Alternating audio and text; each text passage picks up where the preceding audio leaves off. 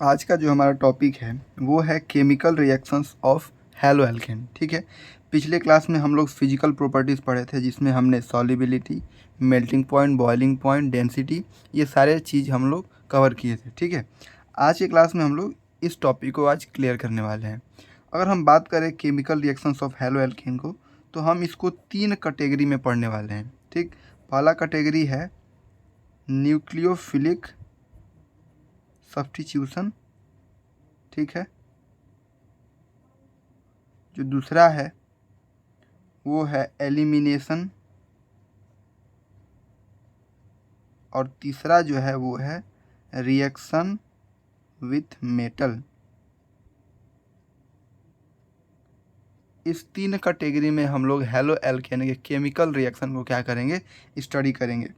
अगर हम hello alkene की बात करें तो उसमें क्या होता है, कार्बन और एक हैलोजन एटम। ठीक है, अगर हम देखें तो ये जो हैलोजन एटम है, इस हैलोजन एटम को हम किसी दूसरे सूटेबल फंक्शनल ग्रुप से इसको क्या कर सकते हैं, रिप्लेस कर सकते हैं अंडर सूटेबल कंडीशन। यानी यहाँ से इस हैलोजन एटम को अगर हम बाहर कर दें तो यहाँ पे एक क्या बनेगा, एक कार्बोकेटायन, और साथ ही एक हैलाइड आयन क्या होगा, बाहर निकलेगा। और यहाँ पे इस कार्बोकेटायन के साथ हम कोई दूसरा अगर न्यूक्लियोफाइल जो कि कोई दूसरा फंक्शनल ग्रुप होगा, उससे इसका रिएक्शन करा के हम दूसरे फंक्शनल ग्रुप वाले कंपाउंड को क्या कर सकते हैं, क्रिएट कर सकते हैं। ठीक है, ये हो गया हमारा न्यूक्लियोफिलिक।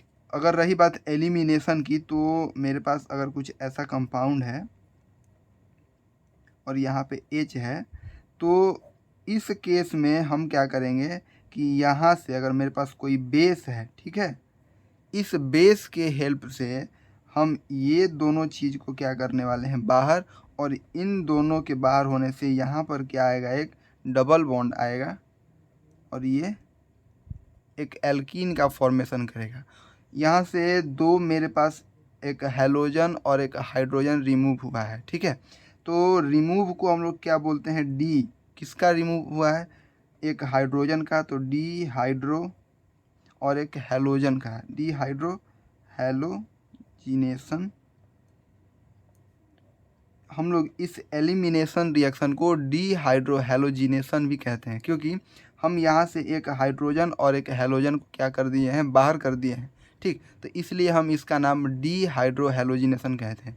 या फिर ये मेरे पास क्या हो गया, अल्फ़ा, और अल्फ़ा कार्बन से जो जुड़ा हुआ है कार्बन वो हो गया बीटा कार्बन, और उस बीटा कार्बन से हम एक हाइड्रोजन को क्या कर रहे हैं, रिमूव कर रहे हैं। तो इसलिए हम इसको बीटा एलिमिनेशन भी कहते हैं। ठीक है, क्या कहते हैं, बीटा एलिमिनेशन। यानी ये हमारा एलिमिनेशन हो गया, ये हमारा सब्स्टिट्यूशन हो गया। ठीक है, यहाँ से अब न्यूक्लियोफिलिक सब्स्टिट्यूशन में दो टाइप के रिएक्शन आते हैं, SN1 रिएक्शन और SN2 रिएक्शन। अब SN1 और SN2 के बारे में मैंने पहले ही वीडियो में बता दिया है। अगर आपको ये वीडियो देखना है तो आप जा कर के जनरल ऑर्गेनिक केमिस्ट्री वाले लेक्चर में इसको देख सकते हैं। वहाँ से आपको आइडिया लग जाएगा कि SN1 क्या होता है, SN2 क्या होता है। अभी हम इसको फिर से समझेंगे, लेकिन एक बेसिक आइडिया जो होता है मैंने पहले से ही बता रखा है। ठीक, अब हम लोग यहाँ से SN1 पे आते हैं। ठीक, SN1 रिएक्शन क्या होता है उसको समझते हैं। मेरे पास कोई एक हैलो एल्केन है, ठीक, यहाँ से ये हो गया, और हम क्या करते हैं कि इस पर एक न्यूक्लियोफाइल का क्या करने वाले हैं, अटैक करने वाले हैं। ठीक है, तो यहाँ से क्या होगा, ये न्यूक्लियोफाइल यहाँ पे जाके जुड़ जाएगा और ये जो हैलोजन है वो बाहर निकल जाएगा, कुछ ऐसे। ये न्यूक्लियोफाइल जो है इसमें जुड़ जाएगा और ये ऐसा हो जाएगा। ठीक, इस तरीके से अगर हम मैंने पहले ही SN1 के बारे में बता दिया है कि SN1 का मैकेनिज़्म क्या होता है। इसमें क्या होता है कि जो फर्स्ट स्टेप होता है उसमें हैलोजन एटम क्या होता है, बाहर निकलता है। फर्स्ट स्टेप क्या होता है, removal of leaving group. Leaving group क्या होता है इसमें से पहले बाहर हो जाता है। तो यहाँ से ये हैलोजन एटम अपने लोन पेयर ऑफ इलेक्ट्रॉन को लेकर के बाहर निकलेगा और यहाँ से मेरे पास क्या बन जाएगा, एक कार्बोकेटायन बन जाएगा। ठीक, दूसरे स्टेप में क्या होगा, ये जो न्यूक्लियोफाइल है उसका अटैक, यानी ये जो न्यूक्लियोफाइल है इसके ऊपर क्या करेगा, अटैक करेगा। ये न्यूक्लियोफाइल हो गया, ये इस पर अटैक करके इसके साथ जुड़ जाएगा और ये कुछ इस तरीके का होगा। ठीक है, ये हो गया हमारा SN1। SN1 में क्या होता है, सबसे पहले कार्बोकेटायन बनता है, यानी कार्बोकेटायन कैसे बनेगा, लिविंग ग्रुप बाहर होगा और उसके बाद कार्बोकेटायन का फॉर्मेशन होगा। फिर जो न्यूक्लियोफाइल है उसके बाद, यानी कार्बोकेटायन बन जाने के बाद न्यूक्लियोफाइल अटैक करेगा और उसके बाद मेरा प्रोडक्ट बनने वाला है। ठीक, तो ये SN1 हो गया। SN2 में हम बात क्या किए थे, SN2 में मेरे पास मैंने ANDN करके मैंने बताया था, dissociation of nucleofugal and association of nucleophile, मैंने ऐसा करके बताया था, आप उसको देख सकते हैं। SN2 में क्या हमने बताया था कि ये मेरे पास क्या हो गया, हेलो एल्केन हो गया। इसमें क्या होगा, न्यूक्लियोफाइल आएगा और न्यूक्लियोफाइल इसमें एसोसिएट होगा, साथ ही साथ ये हैलोजन जो है वो डिसोसिएट होगा और इसमें एक ट्रांजिशन स्टेट आता है। ये यहाँ पे पार्शियल बॉन्ड होगा, डॉट डॉट करके है पार्शियल बॉन्ड और इधर डॉट डॉट करके क्या है मेरे पास, न्यूक्लियोफाइल है। ठीक, ये जो मेरा स्टेट आया था ये था मेरा ट्रांजिशन स्टेट। ठीक है, और धीरे धीरे ये जो हैलोजन है इसके साथ इसका बॉन्ड टूट जाएगा और यहाँ से न्यूक्लियोफाइल जो है वो क्या हो जाएगा, इसके साथ जुड़ जाएगा और ये मेरे पास प्रोडक्ट आ जाएगा कुछ इस तरीके से। ठीक, इसमें क्या होता है, कुछ स्टीरियो केमिकल एस्पेक्ट होता है, उसको हम लोग समझेंगे अभी। SN1 रिएक्शन की अगर हम बात करें तो SN1 में क्या हो रहा था कि सबसे पहले SN1 में क्या हो रहा था कि लिविंग ग्रुप पहले बाहर हो जा रहा था। ठीक, लिविंग ग्रुप आउट फर्स्ट, यानी लिविंग ग्रुप सबसे पहले बाहर निकल रहा था और फिर कार्बोकेटायन बन जा रहा था। ठीक है, ये मेरा इंटरमीडिएट था, ये मेरा क्या था, SN1 में ये मेरा इंटरमीडिएट था और SN2 में मेरा इंटरमीडिएट क्या था, वो ट्रांजिशन स्टेट, ये न्यूक्लियोफाइल और ये इस कार्बन के साथ जुड़ा हुआ था और ये हैलोजन। SN2 में मेरा ट्रांजिशन स्टेट ये था। ठीक है, SN2 के केस में मेरे पास कोई इंटरमीडिएट नहीं आया था, जो इंटरमीडिएट है वही ये इस ट्रांजिशन स्टेट को ही बोलेंगे, लेकिन इस केस में मेरा ये इंटरमीडिएट स्टेबल है पर ये ट्रांजिशन स्टेट स्टेबल नहीं होगा। ठीक है, ये तो हो गया पहला। दूसरे केस में जब न्यूक्लियोफाइल अटैक कर रहा था इसमें, इस केस में तो इस इंटरमीडिएट के फॉर्म हो जाने के बाद जो न्यूक्लियोफाइल है वो इस पे अटैक कर रहा था।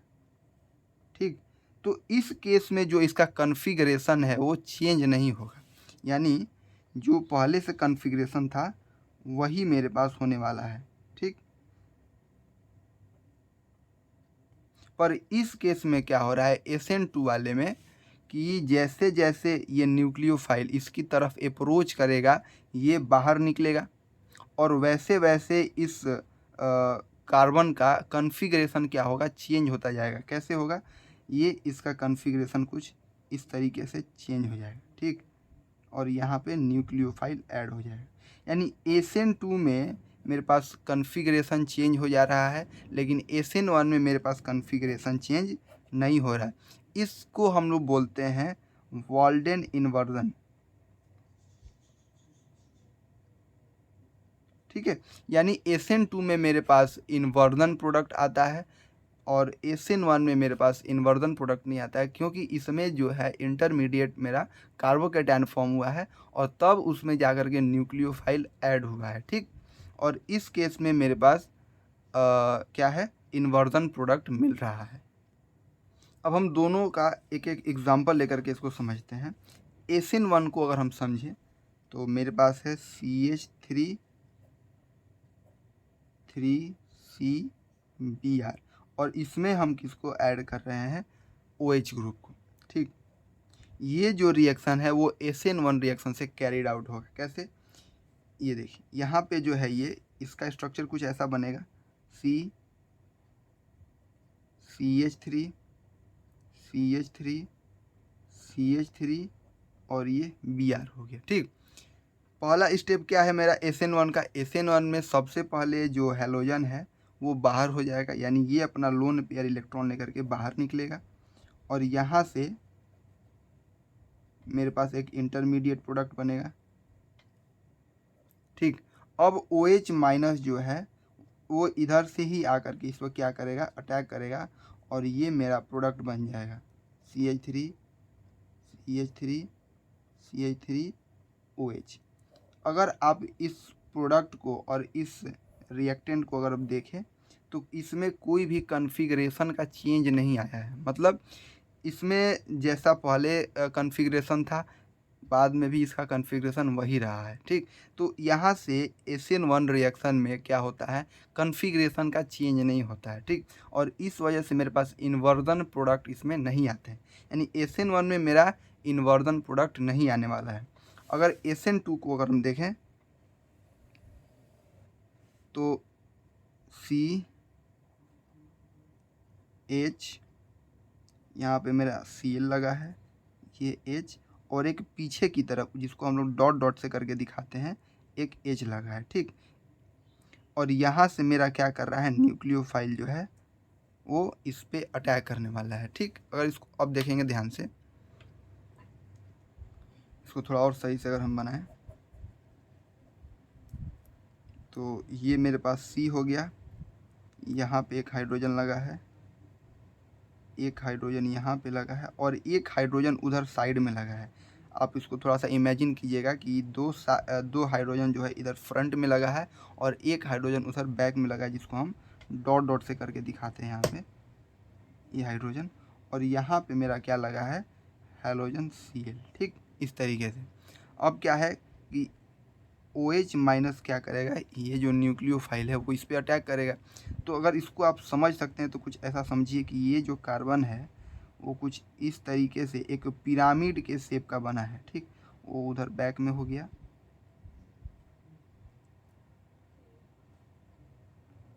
ठीक, इसको अगर आप इमेजिन कर सकते हैं तो थोड़ा इमेजिन कीजिए, और वो उधर बैक में है। ठीक, अगर आप देखें तो यहाँ से बीच में थोड़ा जगह बनेगा, एक गैप बनेगा इसके बीच। अगर आप पिरामिड को अगर देखेंगे तो पिरामिड ऐसा होता है और एक पीछे की तरफ वैसे लगा होता है। ठीक, इस तरीके का। तो ये वाला जो एरिया है, ये वाला इसी साइड से न्यूक्लियोफाइल क्या करेगा, अप्रोच करेगा। ठीक, तो यहाँ से जो न्यूक्लियोफाइल है वो इस बीच वाले एरिया से क्या करेगा, इस कार्बन की तरफ अप्रोच करेगा, और ये जो क्लोरीन है वो धीरे धीरे इसका डिसोसिएशन होगा।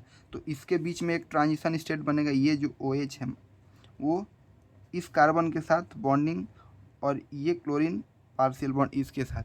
अब जैसे ही ये न्यूक्लियोफाइल इसकी तरफ अप्रोच करेगा, इस हाइड्रोजन में जो इलेक्ट्रॉन है, इस हाइड्रोजन में जो इलेक्ट्रॉन है, इसमें जो इलेक्ट्रॉन है, इन तीनों का जो इलेक्ट्रॉन है और इसके ऊपर जो इलेक्ट्रॉन है, इन सब के बीच में क्या होगा, रिपल्सन होगा। तो जैसे ही ये इसकी तरफ अप्रोच करेगा, रिपल्सन की वजह से ये जो हाइड्रोजन है ये ऊपर की तरफ उठने लगेगा, मतलब ये इस तरफ शिफ्ट करने लगेंगे, और ट्रांजिशन स्टेट में ये कुछ ऐसे बीच में आकर के ऐसे इस तरीके से। ठीक, अब जैसे जैसे इसके साथ एसोसिएशन होते जा रहा है, क्लोरीन के साथ इसका डिसोसिएशन होगा, तो जैसे ही इसके साथ बॉन्ड टूटेगा, इस OH का इसके साथ बॉन्ड जुड़ जाएगा, और ये जो OH है ये थोड़ा और जब आगे आएगा तो इन तीनों हाइड्रोजन को इस तरफ शिफ्ट कर देगा, और ये ऐसा हो जाएगा।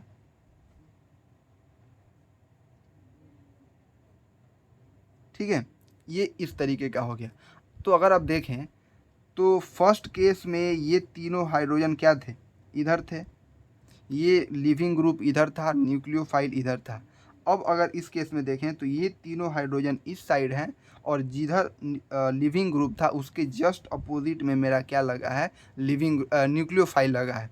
तो यहाँ से क्या आ रहा है कि ये जो मेरा प्रोडक्ट आ रहा है वो पहले के प्रोडक्ट से इन्वर्ट हो गया है, तो इसको बोलेंगे इन्वर्जन प्रोडक्ट।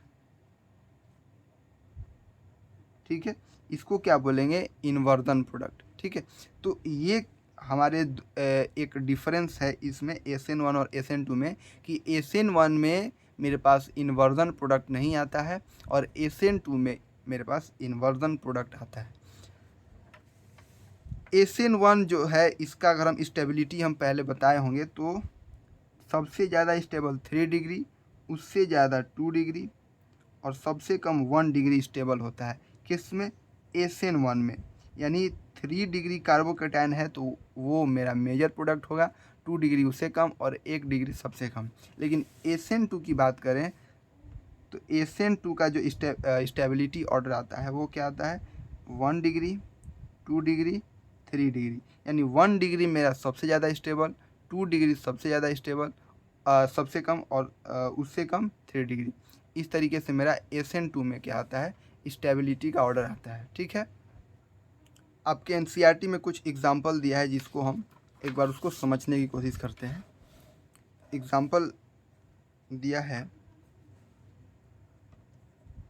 कि which of the following pair would go undergoes SN2 reaction faster. यानी मेरे पास 2 प्रोडक्ट हैं और आपको बताना है कि इसमें से कौन सा जो प्रोडक्ट है वो SN2 रिएक्शन को फास्ट शो करेगा। ये मेरे पास 2 प्रोडक्ट हो गए, ये 1 और ये 2। फास्ट SN2 कौन शो करने वाला है, तो बस आप स्टेबिलिटी वाले सीरीज पे जाइए कि SN2 जो है वो सब अगर 1 डिग्री हुआ तो सबसे फास्ट, 2 डिग्री उससे स्लो और 3 डिग्री सबसे स्लो।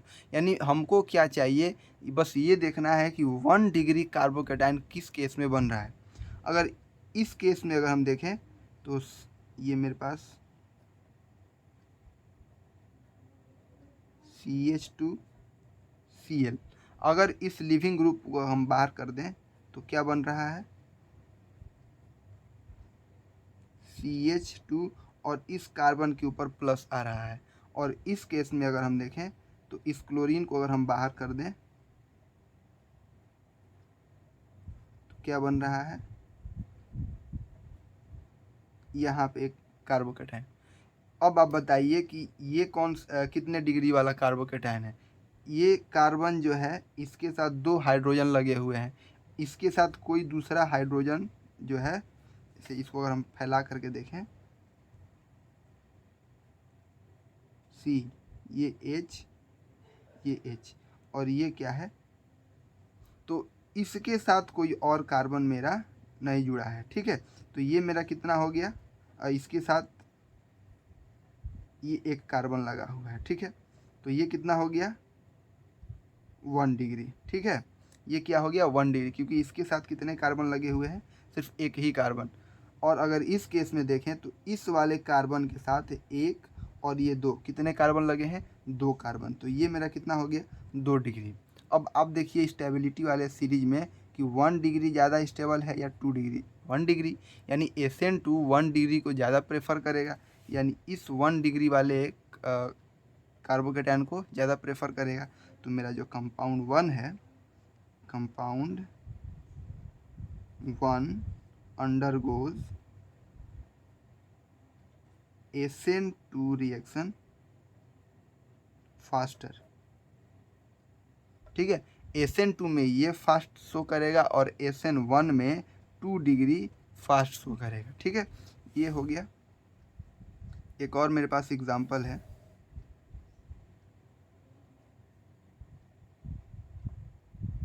ये I लगा हुआ है और यहाँ पे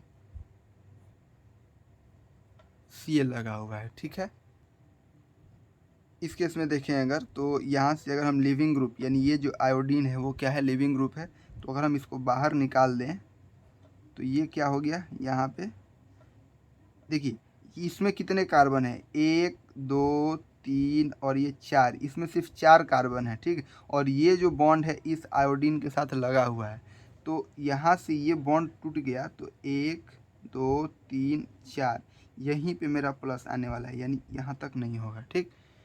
वैसे ही इसमें 1 2 3 और ये 4, यानी यहाँ पे प्लस।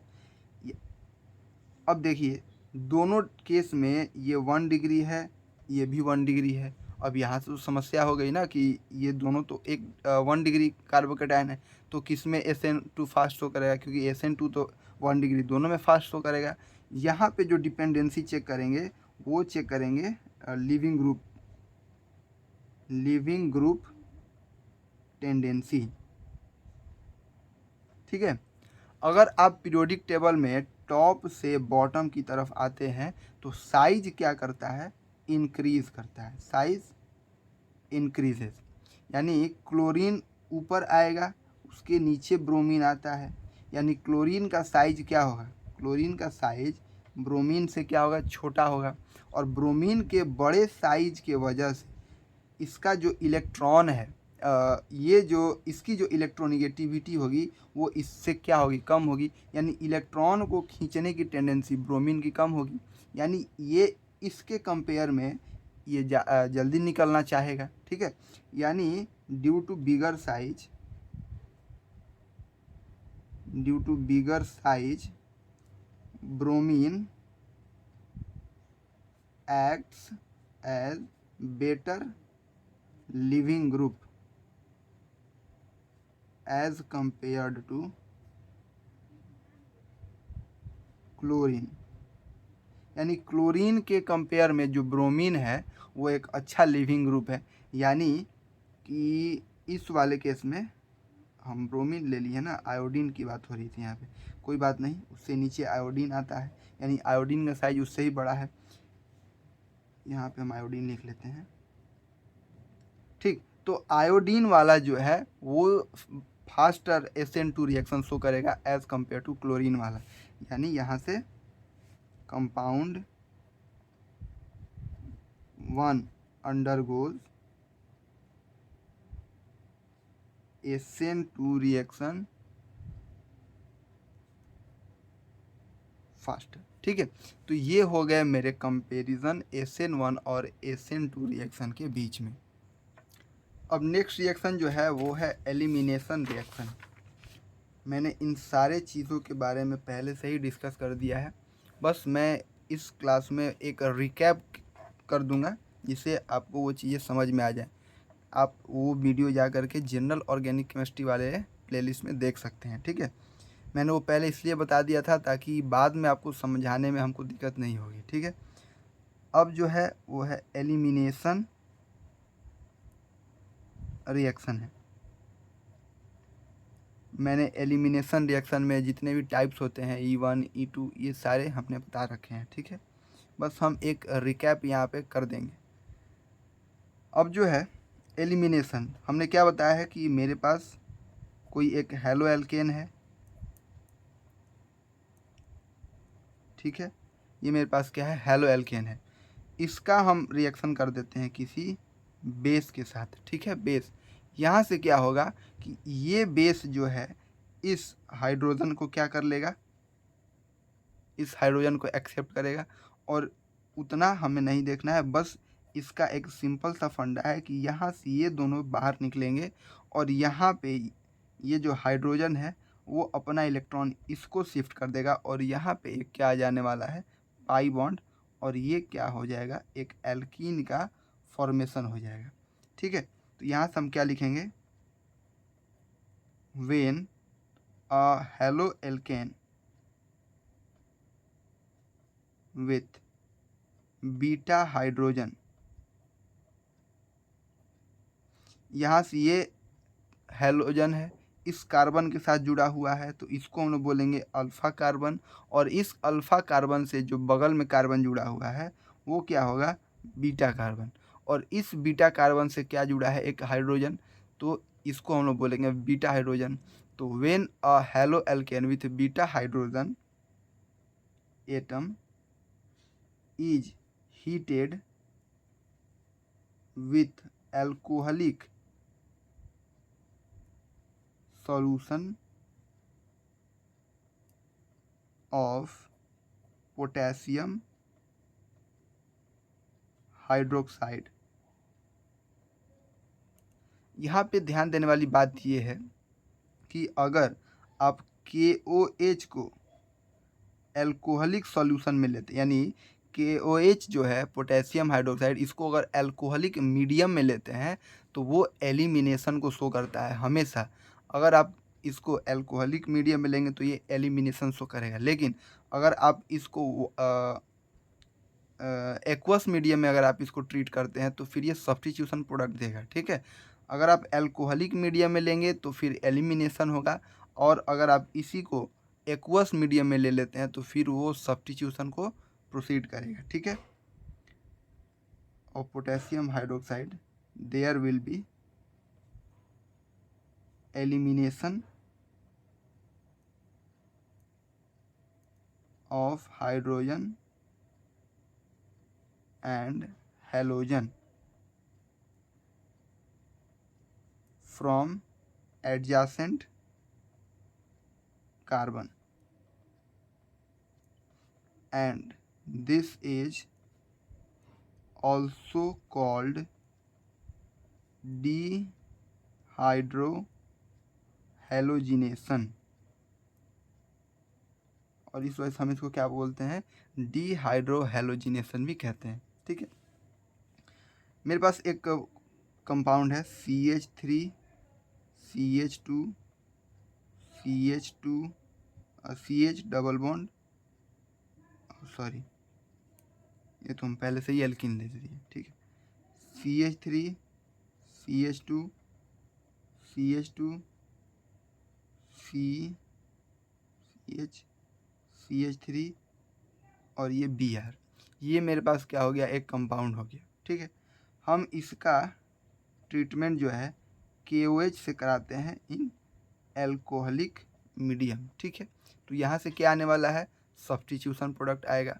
अब देखिए, ये जो कार्बन है, इस कार्बन के साथ ये क्या लगा हुआ है, मेरे पास एक ब्रोमीन लगा हुआ है, यानी ये कार्बन क्या है, अल्फ़ा कार्बन है, और इस अल्फ़ा कार्बन से दो कार्बन लगे हुए हैं, एक ये कार्बन और एक ये कार्बन। ठीक है, तो ये भी बीटा कार्बन हुआ और ये भी बीटा कार्बन हुआ।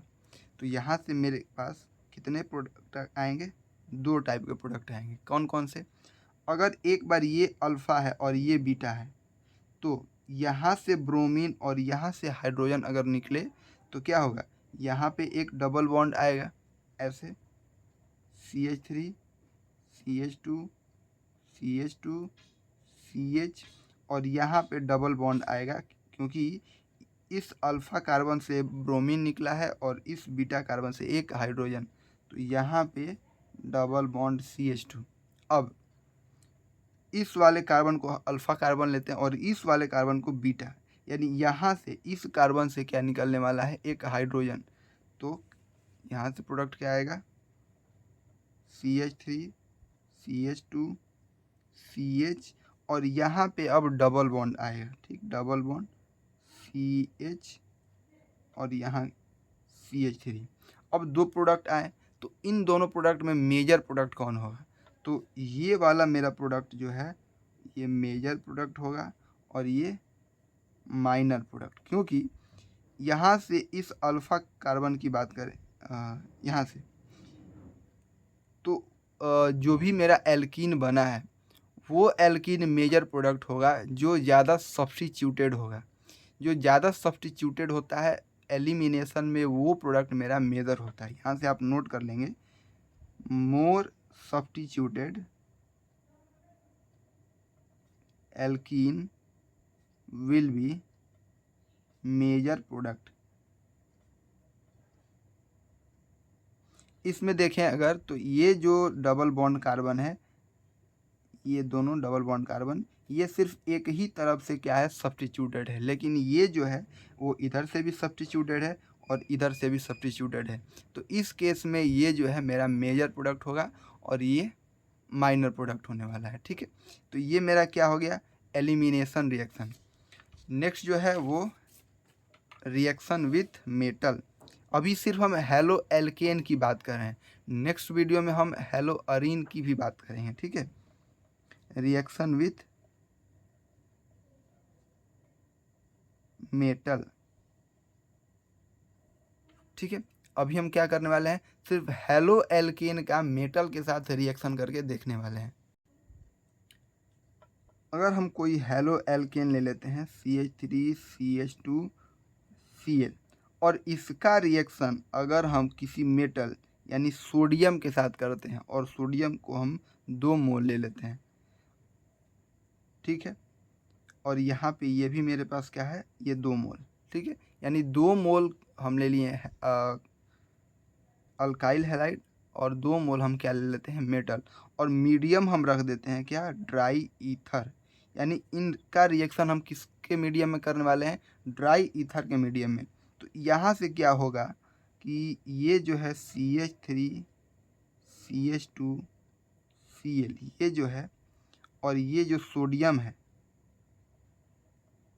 और इधर Cl CH2CH3, यहाँ से क्या होगा कि ये चीज़ें क्या हो जाएंगी, बाहर हो जाएंगी। और यहाँ से क्या बनेगा, और ये जो दोनों है, ये दोनों आपस में आकर के जुड़ जाएगा, और क्या बन जाएगा, CH3CH2CH2CH3, और यहाँ से 2 मोल NaCl फॉर्म हो जाएगा, ठीक। यानी बस क्या करना है कि इससे Cl निकालें, इससे Cl निकालें, और जो 2 मोल सोडियम है उन दोनों को कंबाइन कर दिए, तो ये 2 मोल NaCl बन गया। और यहाँ से ये दोनों और ये दोनों आपस में आकर के जुड़ जाएगा, और ये क्या बना लिया मेरे पास, ब्यूटेन। यानी ये क्या हो गया, एक हाइड्रोकार्बन हो गया। यानी हम हाइड्रोकार्बन से मेटल हेलो एल्केन बना सकते हैं, वैसे ही हेलो एल्केन से हम वापस हाइड्रोकार्बन भी बना सकते हैं। इसके लिए हम क्या किए थे, फ्री रेडिकल सब्स्टिट्यूशन, और वापस से इसका सोडियम के साथ in the presence of dry ether अगर इसका ट्रीटमेंट कराएं तो ये फिर से हमको एक ब्यूटेन दे दिया, ठीक है। तो ये हो गया हेलो एल्केन का रिएक्शन मेटल के साथ। वैसे ही एक और अगर मेरे पास है ग्रिग्नार्ड रिएजेंट, ऑर्गेनिक कंपाउंड में ये जो रिएजेंट है ये एक बहुत बढ़िया रोल प्ले करता है किसी भी क्लास ऑफ कंपाउंड का प्रिपरेशन करने के लिए, ठीक है। ये किसी भी प्रोटॉन वाले सोर्स के साथ रिएक्शन करके आपको हाइड्रोकार्बन को क्या कर सकता है, प्रोवाइड कर सकता है। इस टाइप के रिएजेंट का नाम ग्रिग्नार्ड रिएजेंट इसलिए रखा गया है क्योंकि 1900 में एक वैज्ञानिक थे विक्टर ग्रिग्नार्ड, ठीक है। उन्होंने क्या किया कि अल्काइल का जो रिएक्शन है एल्केन का, मेरे पास नॉर्मल हाइड्रोकार्बन उन्होंने लिया, उसका रिएक्शन क्या किया, किसके साथ, एल्केन का जो रिएक्शन है, एल्केन नहीं बोलेंगे, हेलो एल्केन, हेलो एल्केन का रिएक्शन उन्होंने किसके साथ किया, मैग्नीशियम, और इसको किस मीडियम में रखा, ड्राई ईथर, इसको ड्राई ईथर मीडियम में रखा। और यहाँ से जो मेरा बन के आया वो RMgBr, ये एक कंपाउंड बन के आया, और इसी का नाम हमने क्या रख दिया, ग्रिग्नार्ड रिएजेंट, ठीक है। ये ग्रिग्नार्ड रिएजेंट। अब ये जो है ग्रिग्नार्ड रिएजेंट RMgBr, ये नॉर्मली वाटर के साथ रिएक्ट करके क्या बना सकता है, इस तरीके से, ठीक है। और यहाँ से नॉर्मली मेरे पास हाइड्रोकार्बन मिल जाएगा, ठीक है। तो ये था ग्रिग्नार्ड रिएजेंट। यानी हम हेलो एल्केन का रिएक्शन अगर सोडियम के साथ कराएंगे तो भी मेरे पास हाइड्रोकार्बन आएगा। उसी तरीके से अगर हम किसी हेलो एल्केन का रिएक्शन मैग्नीशियम से कराते हैं in the presence of dry ether, तो वो जो मेरे पास क्लास बन के आता है कंपाउंड का, उसका हम लोग एक अलग से नाम दे देते हैं ग्रिग्नार्ड रिएजेंट। वैसे ये भी मेटल है, ये भी मेटल है, पर हमने इसका नाम ग्रिग्नार्ड रिएजेंट क्यों नहीं रखा, क्योंकि इस कंपाउंड पे जो है स्पेशली विक्टर ग्रिग्नार्ड ने काम किया था, और ये जो आया था इसका नाम अपने नाम पे उन्होंने रखा ग्रिग्नार्ड रिएजेंट। और इसका इसलिए हम लोग, और ये जो रिएजेंट है इसका बहुत ज़्यादा इस्तेमाल होता है आगे के ऑर्गेनिक कंपाउंड अगर आप पढ़िएगा तो इसमें इसका इस्तेमाल काफ़ी ज़्यादा होता है। ठीक है, तो ये तो हेलो एल्केन का रिएक्शन हो गया किसके साथ, मेटल के साथ। वैसे हमने SN1 SN2 भी देखा, एलिमिनेशन भी देखा। अगर आपको और भी अच्छे से पढ़ना तो हम उसका भी वीडियो पहले से बना चुके, आप उसको एक बार और देख लीजिएगा, वो सारी चीज़ें क्लियर हो जाएंगी। ठीक है, तो ये हो गया chemical reaction of halo alkane. Next class में हम लोग हेलो अरीन का रिएक्शन देखेंगे जिसमें सल्फोनेशन, नाइट्रेशन, उसमें फ्रीडल क्राफ्ट अल्काइलेशन, एसाइलेशन है। ठीक है, तो वो किसका है, वो हेलो अरीन का पार्ट है जिसको हम लोग नेक्स्ट क्लास में करेंगे। तब तक आप इन जो भी हमने आज पढ़ा है इसको आप कॉपी पे नोट कीजिए, अच्छे से एक बार दो बार देखिए, NCERT में जो क्वेश्चन दिया है उसको कीजिए, ये आपको काफ़ी आसानी से क्लियर हो जाएगा।